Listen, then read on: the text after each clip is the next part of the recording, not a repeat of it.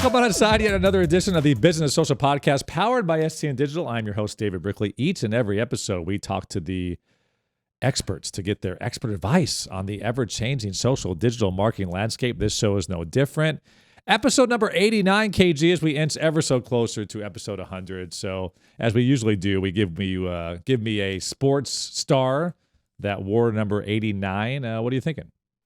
I'm thinking only one option for you today. Mike okay, Ditka. So all right, you're choosing it for me. I have no choice. It is the Mike Ditka podcast. All right, that's easy.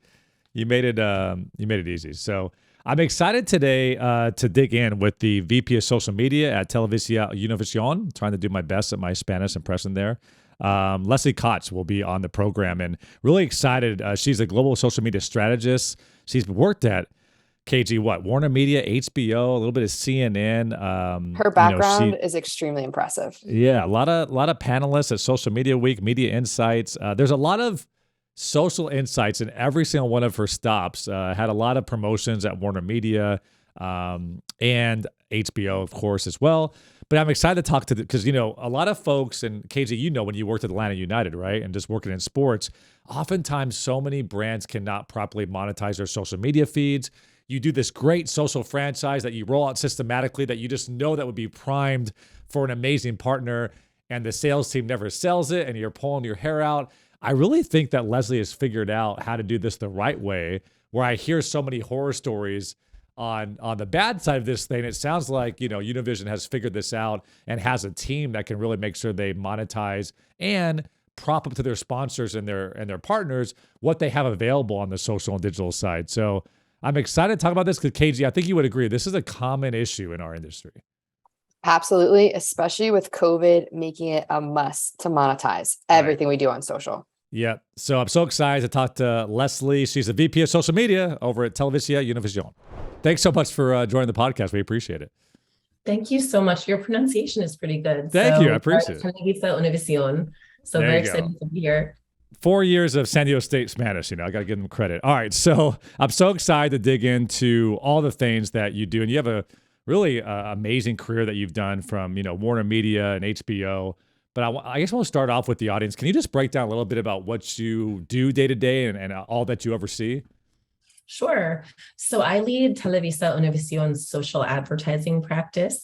Essentially, what we are is a paid social agency within the company. So my team plans, activates, and reports on all of our social advertising campaigns across our news, sports, and entertainment properties. So it's really a great role. I get to work with all different parts of the company, content people, programmers, marketers, salespeople, and it's really exciting. We're growing a lot. I love it. So I think this is the common theme, not only in this podcast, but in our industry, is how do you properly monetize your eyeballs across social media?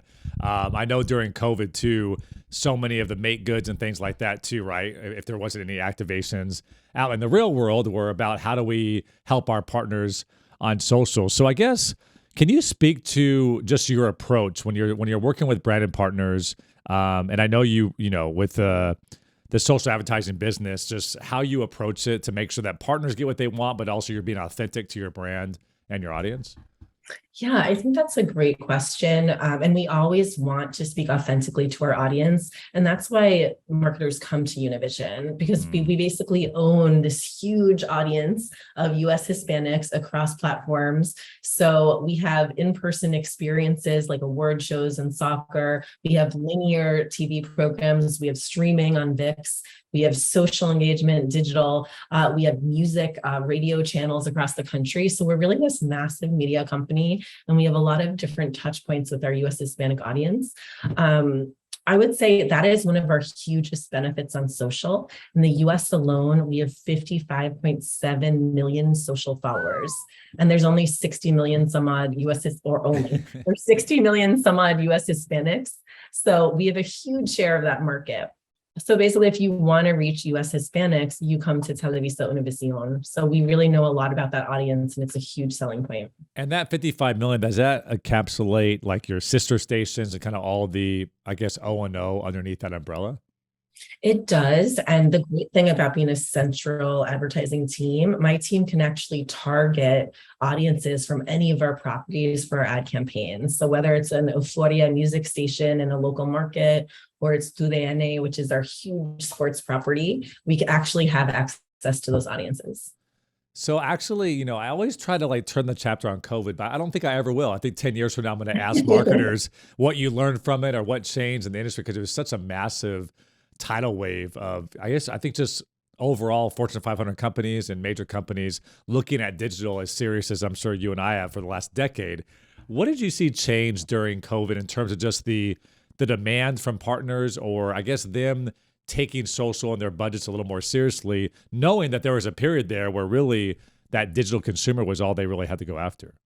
Sure. Well, in my experience, we've been very flexible to react to changes caused by COVID. So when it hit, I was at Warner Media leading CNN's domestic and international social ad practice. And what was really interesting, COVID coincided with a lot of social movements. So we had Black Lives Matter, boycotting of Facebook. So our team had to be really nimble, stay constantly aware of different initiatives the company had. So at some points we had our editorial teams doing going dark for the day. Right. So we'd have to coordinate with them and basically adjust our campaigns. So I think what it caused us to do in the industry is really be more flexible and understand, if we can't run this campaign on Facebook, where can we run it? Is TikTok a good option? Is YouTube a good option? So it really, I think, opened our minds to kind of the full social landscape instead of just focusing on traditional partners. A complaint I often get from our colleagues in the industry is my team doesn't know how to sell social. They don't know how to properly monetize the eyeballs. And just the fact that your position exists and that you have an internal agency, it sounds like from the top down, they understood that value. And you guys obviously know what you're doing from that standpoint. What do you think, most brands get wrong when it comes to ensuring that they can offer this full portfolio to their partners? Because I often hear that salespeople maybe focus on the linear thing and maybe the more traditional marketing levers, but they're not really properly, presenting all the possibilities across digital and social. Yeah, you know what? I will say, I think we've come a long way. So I started working exclusively on social in 2011 at HBO. So I founded our social media practice there, and we used social insights to inform, or I founded our social media insights practice, I should say. And we used insights to inform programming and marketing decisions. And I think back then, a lot of my job was demonstrating that social is a valuable platform. It's here to stay. And doing that internally, making people understand that social can actually drive viewing. Social is an important platform in the media mix. It's very efficient.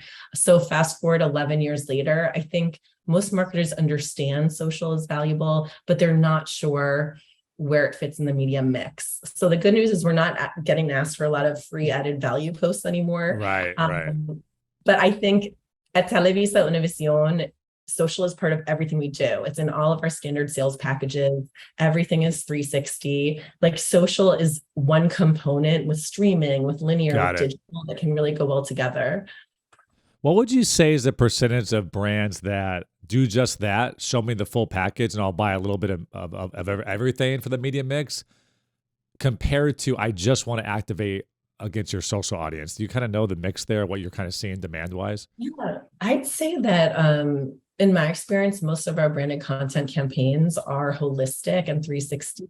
And the reason for that is that at Televisa Univision, we have a lot of tentpole events. So we have Premios Juventud, which is our youth awards we just had in Puerto Rico. We have the Latin Grammys in November. Yep. We have a lot of sports championships. So World Cup, yep.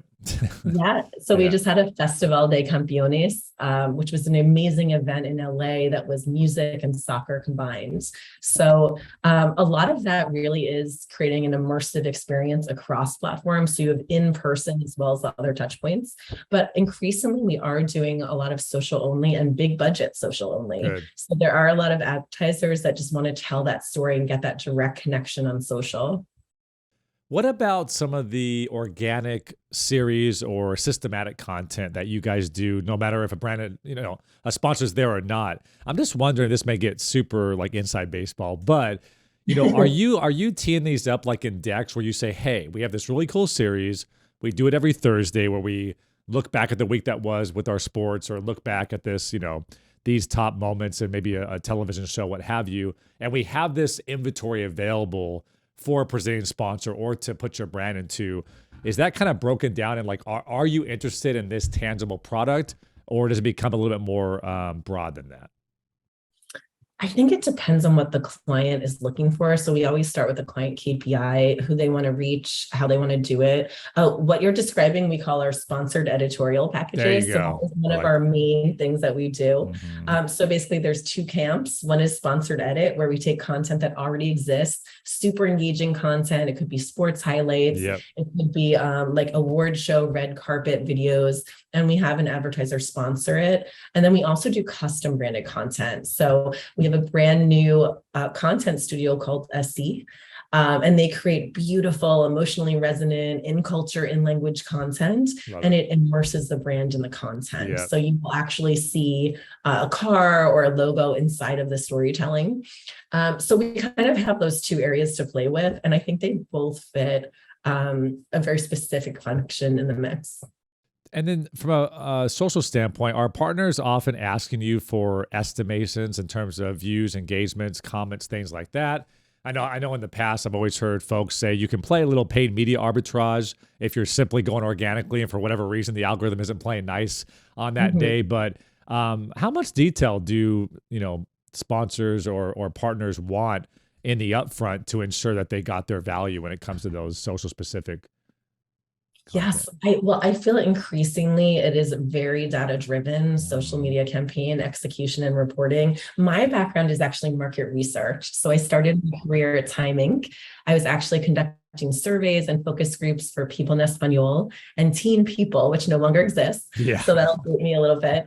And then I was doing that at HBO before I went into social. So I think that's actually a really good background to have, because if you think about it, when you activate campaigns on social and digital media, you actually have all the analytics in the same platforms you're activating on. So my teams are able to optimize in the tools, and then they're able to see the performance really quickly. They have access to a ton of metrics. So you were talking about engagement, likes, comments, shares, right, duration, video watch through rates, click through rates, engagement rates. So we have just about any metric you could imagine. I think that the opportunity is to work with the clients so they don't get overwhelmed with the data, and focus on what metrics match their KPIs and telling that story. Because if, for example, if it's what's really important to you is driving viewing and changing brand perceptions, you want to look at metrics. You don't need to look at much of the engagement rate. So it's kind of helping them interpret that data is really important. I heard some good advice recently. It said the only thing worse than no data is too much data. So you don't want to overwhelm the folks with that. And then are you basically, if it is already kind of like a submitted series on your social, whether it's that highlight package, et cetera, are you just basing that off, hey, historically, this is what this is done organically. This is what we anticipate it will be with your, 10 spot buy here. And then are there usually guarantees there that you kind of have to at least hit? And I say that because the algorithm is changing so often. Like, I think you and I know it, that sometimes it's difficult to know, like, will it exactly get what it got in the past? Yeah, you know what? That's a really good point. So I think I'll take that in two parts. But one of the biggest challenges of working in social is you really don't have as much control over the platforms. Yes. So Facebook or Instagram might make an algorithm change. So if you recall, recently they decided to make posts appear in your feed more like TikTok. They wanted people to discover random content. Now they're getting a lot of backlash from that. Facebook countless times over the last 10 years has shifted to making people get more news, making people get less news. Yep. So oftentimes we're almost like caught off guard and have to figure out what to do, but that's social. There's really no playbook. So I think the key is being flexible, adaptable, having multiple platforms at your disposal so you can pivot pretty easily. And then having a team that has good relationships with the platforms is also key. I love that. With your editorial team, how often do you guys link up in terms of, hey, here's a really cool systematic piece of content we're working on that we think is sponsorable, just so your team knows like what's available, how it works, how the audience is engaging with it, so you can, hopefully capitalize and monetize on that if it's a great piece of content. Yes, that's a great point. So we work really closely with our editorial teams, our marketing teams, our sales teams. We have weekly meetings on the sports side, on the entertainment side with our editorial teams. And it's really important for us, like you're saying, to figure out what they're doing, what their Yeah. plans are for, say, award shows. So then we can package and sell that on social. And I think it's a very interesting two-way relationship because we're kind of like they're social experts as well, but our expertise is kind of ad formats and platforms. We have a lot of tools that capture insights. So we are able to partner with them strategically and say, have you thought of an Instagram story poll? Or we're seeing TikTok performing really well. Can we get any content there? So there's really kind of that two-way partnership. I like that. And then would you say majority of your social specific campaigns, or it could be part of a 360 mix, but when you're going on social, is it mostly posted organically? Or is there also some dark posts, I guess, partnerships just to make sure you're touching the right audience? Yeah, I feel like there's a misconception in our industry that dark posts are somehow bad. Maybe it's from the dark web I or just know. the name dark posts, but dark Yeah. posts aren't bad. We actually do guarantee views. We have a firm guarantee. We'll always hit it. There's no risk of under delivery. I think social has the advantage. We're not like linear or digital where you could run out of inventory Yeah. in quarter four. In my past life, I've actually had marketers who need to spend $1 million in late December and you can run it on social. So that's great for us. But I think we're just kind of a very different model than some Yeah. of the other platforms. I love that. Can you, without naming names, can Yeah. you maybe speak to something a brand would really want to do? It could be hypothetical that you would just highly recommend against because you've seen throughout your career, it does not work. It will not resonate. It's not going to be authentic to our brand voice or to our community. Anything that you kind of steer brands away from when they say, I want to see my logo every 1 second, things like that, of course. But I'm just curious if you have those conversations where, hey, I hear you. I know that's what you think you want, but I'm telling you, like, this would be a better way to approach it. Any themes that you see on that front? I mean, definitely anytime you work in advertising, I think it's like a push and pull Yeah. with clients. But I would say one example would be some advertisers want to have really heavy branding at the start of branded content videos.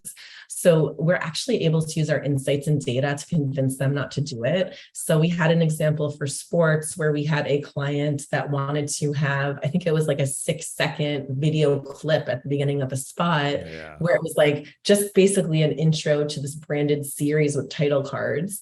And what we actually saw is the retention just flatlined. So we were actually able to show a graph from YouTube where you have the retention just falling when this title card is on. So that's the kind of insight we use as an example, which I think once people see the data, they're like, okay, we don't need to do trust it. you. Yeah. And then conversely to that, can you think of a campaign, and feel free to name this one because I'm sure they'll like the pub, but a campaign that just like really, really hit it out of the park, really, you knew that it was going to be good, but maybe just like just blew away all metrics and just did a really good job of connecting a brand to your guys' audience. Sure. We have a lot of those examples. The most recent one that comes to mind. So I was in Puerto Rico a couple of weeks ago for our Premios Juventud Awards, which is our youth award show. It's a huge music event, super popular. So we were on site and I had a team member on the red carpet shooting footage. I had another team member working with talent to make sure that they're integrated into our tools. So I got the chance to go behind the scenes on the set for our Oreo shoot. So it was featuring this music group called CNCO, which is a really popular boy band in Spanish language that got its start on one of our reality shows. Awesome. But it was just so cool seeing, the clients on set and the members of the band were super friendly and super willing to shoot branded content. And then being able to see the scenes of these playful moments come to life that we had pitched to Oreo. So that was really exciting. And then if you watch the final product, actually the Oreos were kind of like moving from scene to scene. And then at the actual event, we had an integration on stage as well with Oreo. So I think that's the unique thing I see with Televisa Univision. It's not just kind of a social campaign, it's social and experiential. Like we have the ability to bring social to other platforms, which is really cool.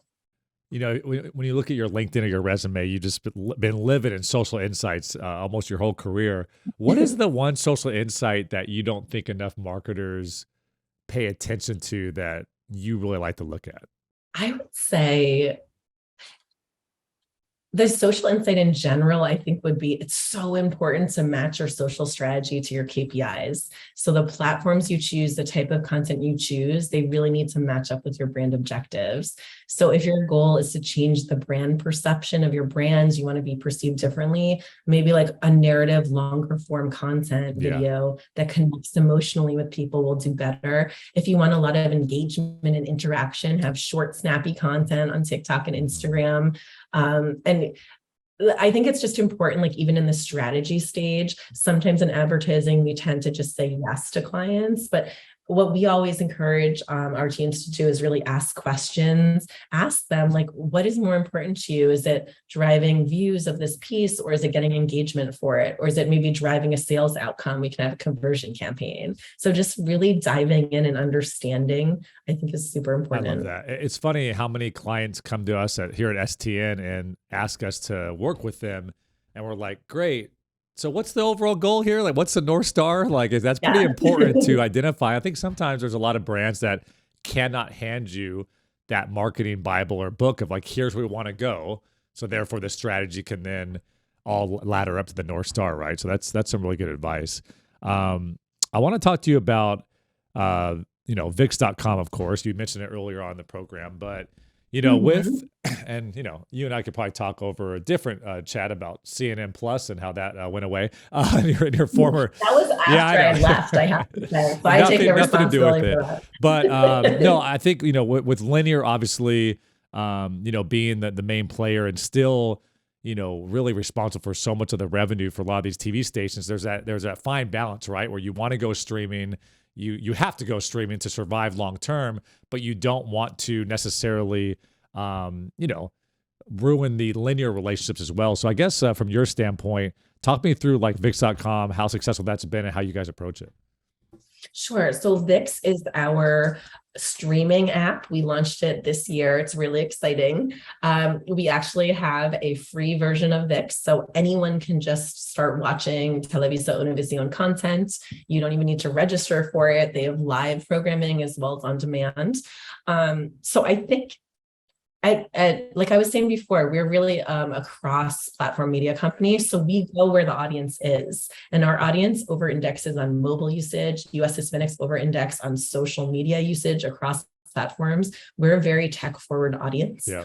And so the company, basically, we are at all those different touch points. And I think it parallels back to our main mission is to educate, empower, and entertain US Hispanics. So whether we're doing that on VIX or on linear or on social, that's really the driving force that motivates us. We feel like we have a mission not just to produce fun content, but actually to give a voice to our community. So that's definitely different from some of the other organizations I've worked at. It's definitely more a mission-driven organization. So I want to have you drop some knowledge on the listeners, because a lot of marketers, a lot of folks that I work with, they want to increase their presence in that US Hispanic demo. Mm-hmm. And I'm sure, let me ask you this first. What's a common mistake you see brands doing that are trying to enter this demographic that maybe get it wrong? Like what are some things that brands get wrong when they make this goal? I think there's a couple of things. One would be saying, oh, a lot of US Hispanics are acculturated, so I can just reach them with my general market campaign in English. So while it's true that a lot of US Hispanics are born in the US, that Spanish language is still a really important emotional connector. So we have an amazing research team that pulls a ton of insights about our audience. And what we consistently see is when you use Spanish, it does forge that kind of emotional connection and interaction the way that English doesn't. I think our Hispanic audience feels seen and recognized by the brand, which is really important. So I would say that's number one. If your goal is to drive growth by targeting Hispanics, create content in a campaign specifically for the Hispanic audience. Make sure it's in culture and in language. On social, like we run content in Spanish, bilingual, English, but we definitely see it resonates really strongly in Spanish. I think the second thing is really just it kind of is in the same point, just recycling the same ad in Spanish. So we have a team that works with advertisers to create more culturally relevant edits of their existing commercials. So for example, they might have a commercial with a mom and daughter for the US, and for the Hispanic market, we added grandmother. So like that kind of cultural insight, I think, is really important. So make sure you're speaking to people with a really strong knowledge of the market. I think that'll really help make the content authentic. And I'm making an educated guess here, but I'll be interested to hear your thoughts. Even if you're American born and your first language is English, I'm sure, the emotional heartstrings of it reminding you of your parents or your grandmother, right? Like having the brand kind of speak in that native language, I'm sure kind of builds that more emotional connection, even if your main language is English as a Hispanic. Yeah, it's true. And I think if you are immersed in the Hispanic market, you understand that Televisa Univision is by far the #1 media network. Yeah. So we actually worked with Shareably to look at all of the Facebook reactions to our Univision social handle, and then compare it to the US media companies on average. So the way I describe this is, if you're on Facebook and you go to thumbs up a post and then you see all those emojis, the reactions, they basically compared those for Univision with the US media companies overall. And we were 5 times higher on positive emotions. For sports, we were 50 times higher on the heated emotion, which is obviously because people are fanatics about sports games. So I think we really have that trust and connection with our audience that a lot of the general market media companies don't have. And I'd love to hear your advice on this too. Like ESPN may be the wrong example, but I guess any brand, call it a football team, let's say, that really wants to invest in the U.S. Hispanic market, from a content standpoint, do you mix that into your content mix of your main owned and operated? Do you usually would you recommend making a separate channel that's all Hispanic and in Spanish and kind of targeting that market? Like, where do you see that be successful, I guess, for maybe some of the more prominent brands in the U.S.? I think that's a tough question. Yeah. That's a little bit above my pay grade because Yeah. I focus on social, but I would say, at least at our company, insights drive our programming and marketing decisions. So we do always look at the consumer behavior, where the consumer is at and what they're doing. And then we'll decide to go where they are. So I think over the years, throughout media companies, even when I was at People en Español way back when, there's always a lot of conversation about language usage and what language reaches Hispanics. I think we've seen pretty clearly, we just fielded a study for social, understanding our social followers, and 95% prefer to consume social media with at least Spanish some of the time. So for us, it's pretty much, we're really seeing that strong result for Spanish. Yeah, and I assume if you were even a brand, like a retail brand that wanted to reach more of a Hispanic audience, you could create that Spanish piece of content and then have the translation in English, so your English speakers can also understand that value as well. So very interesting. Talk me through the past with the World Cup as well, and I guess how you guys approach them. I mean, that's such a huge thing for, really any sports fan, but for your network in particular, I know that's like a big time of the year for your sports side. Sure. We actually have the road to Qatar this year, which is the matches leading up to the World Cup, which is really exciting. I think our soccer content does really, really well. It generates super strong engagement. Like I was saying, heated commentary. Yeah. We run a lot of sponsored edit campaigns for sports featuring our highlights. But I think the challenge there too is like we might have different rights every year. So we also have to get really creative. So increasingly we're doing a lot of branded content for sports. So we might have a soccer star involved in a branded content narrative piece. But sports is a key part of what we do for sure. Yeah, I love it. I want to ask you some rapid fire questions here towards the end of the program. Any brands, accounts, or creators that you enjoy following across social media that you've kind of seen do it the right way, or that kind of inspires you in your role? Sure. I'd say I find a lot of inspiration from other female leaders. I guess I'm kind of dorky in that I use LinkedIn a lot for thought leaders. Oh, yeah. And I know this is a new thing. They're actually recognizing thought leaders now. But some of the people that I follow, I find inspiration from Tatiana Holyfield. Hey. VP of social at Sirius. Um, Also, Catherine Giegerich, who is VP of Innovation at Warner Music Group. She posts a lot of analysis and commentary on Web3, which I find fascinating. I do think Web3 is the next iteration of social. So I've spent a lot of time with my colleagues exploring the metaverse and different potential routes we could take in that space. And then I would say a lot of the brands that I think are doing innovative things are Web3 related. So Roblox obviously has a ton of activations. You see companies like Spotify really taking up some real estate in the space. So yeah, I feel like I'm really interested in kind of that next iteration of social and how it goes to that new space.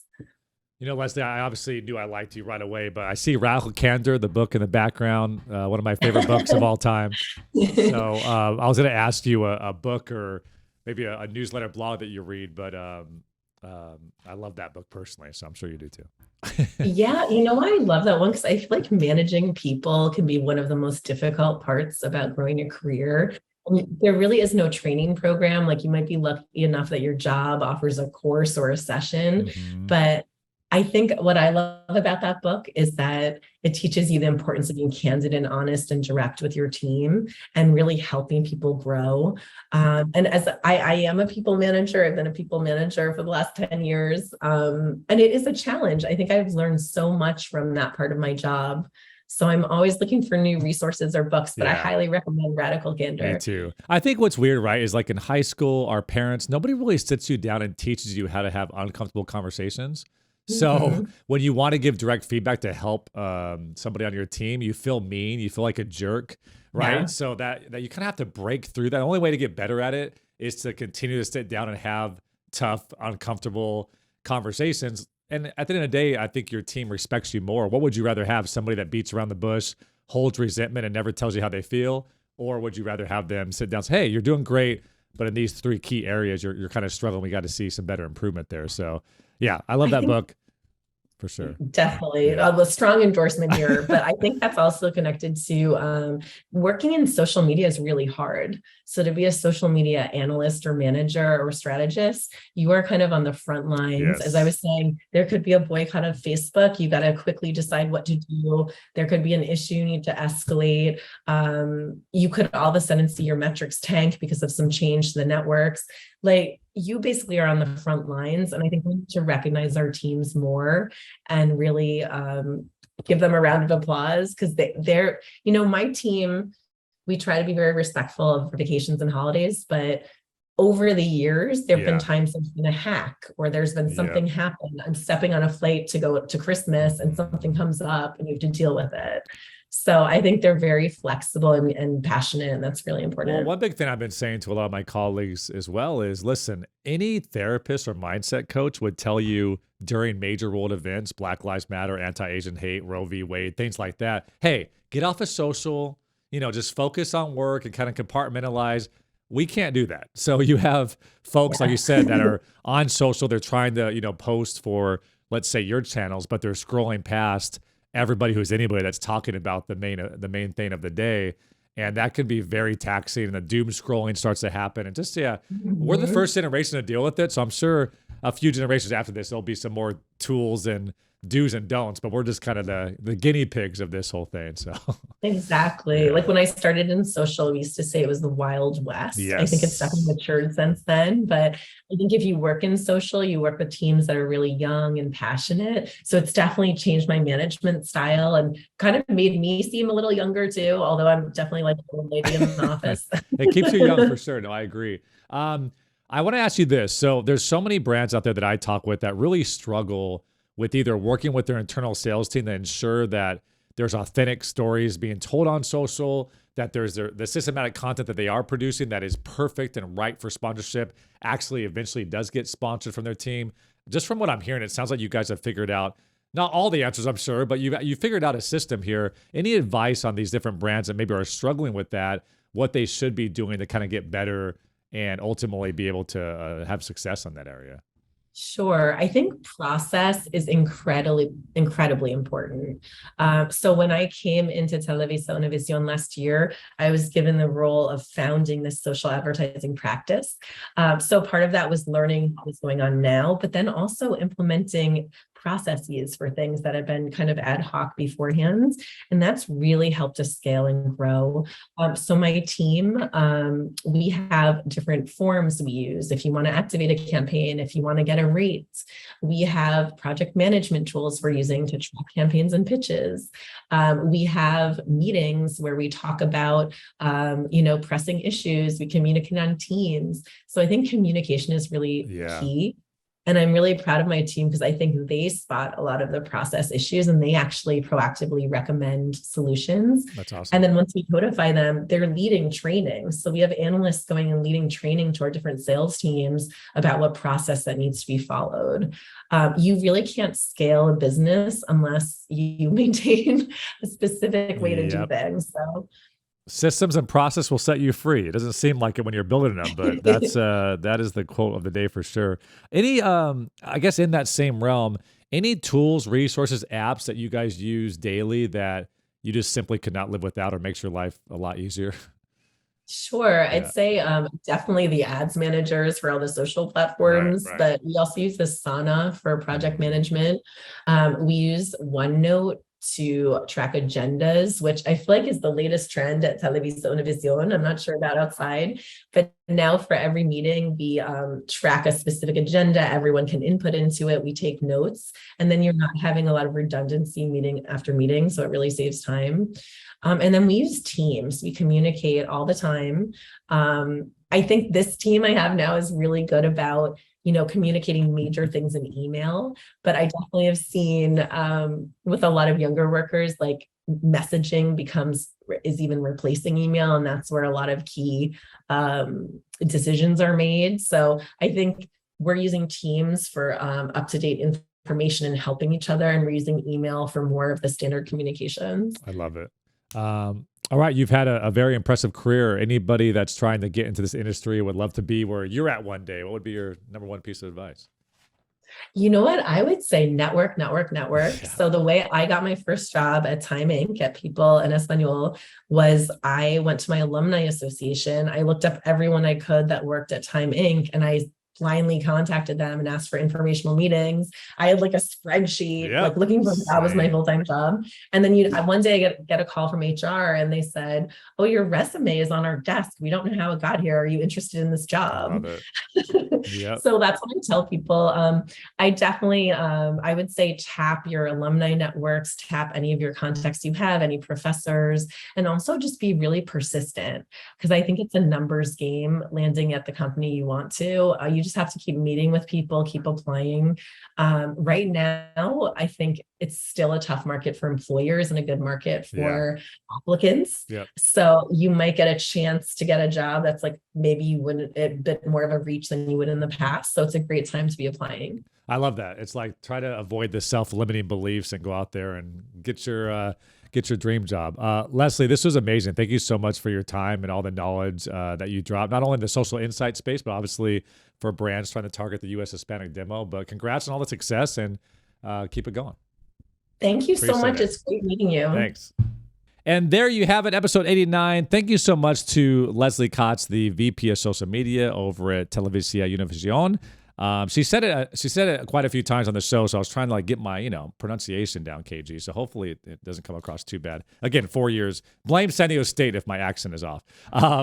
But no, I mean, so much knowledge. I think I was so excited to talk to her about how she props up these social and digital initiatives for their partners. It is interesting to see that a lot of their work comes from kind of a 360 media mix, and they make sure a part of the pie has social in it. But what I love about what they're doing over there, I think they really look at insights, as we could imagine, based on her history, but that it's authentic to the audience, and that if the brand wants a big logo bug for 6 seconds, like, hey, here's why this is a bad idea, and the brand actually respects them for giving them a better strategy against that. So I got a lot of value out of that. And I think, again, KG, we talked about it early on, but this is the problem I think a lot of brands have, and they've really figured it out over there how to do it right.